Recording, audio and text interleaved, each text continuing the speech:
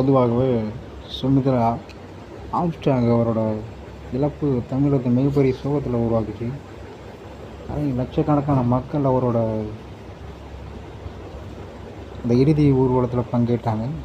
முக்கியமாக அவர் சார்ந்த பறையர் சமுதாயம் அதிகமாக அந்த சென்னை சுற்றுவட்டார பகுதியில் அதிகமாக பங்கேற்றாங்க.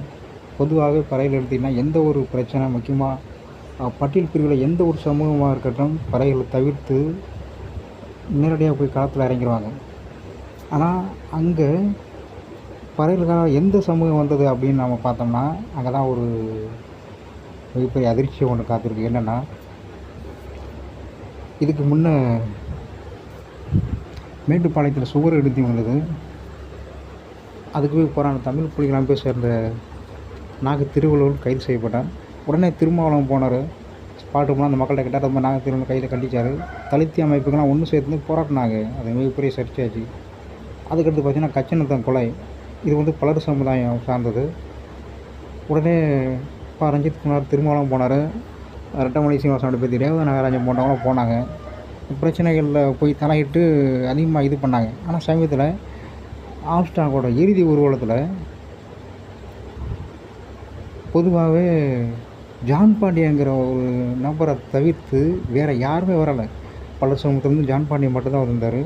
கிருஷ்ணசாமி எதுக்குமே வரலை. அது மாதிரி தமிழ் தேசியம் பேசிய செந்தில்மலன் கூட அந்த சமூகத்தை எவ்வளோ பாதிக்கப்பட்டிருக்கு, அந்த மக்கள் எவ்வளோ உணர்வு ரீதியாக கஷ்டப்பட்டாங்க அப்படின்னு வரவே இல்லை. அது மாதிரி அருந்ததி சமுதாயிலேருந்து யாருமே வரலை. அன்றைக்கி திருவண்ணாகட்டும், ஜக்கையனாகட்டும், அப்புறம் இன்னொருத்தர் இருப்பார், அதிகமான ஒருத்தர், இவங்களாம் யாருமே வரலை. அதாவது பறைகள் பிரச்சனையை பறைகள் மட்டும் தான் போராடுறாங்க. பறைகள் ஆதரவாக எந்த ஒரு சமூகமும் வரல.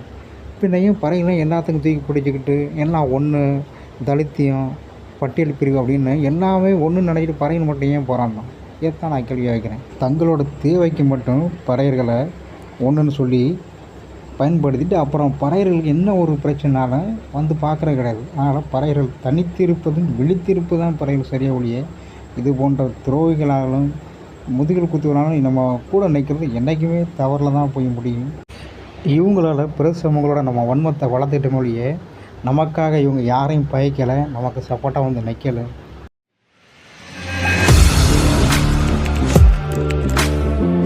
Audio Jungle.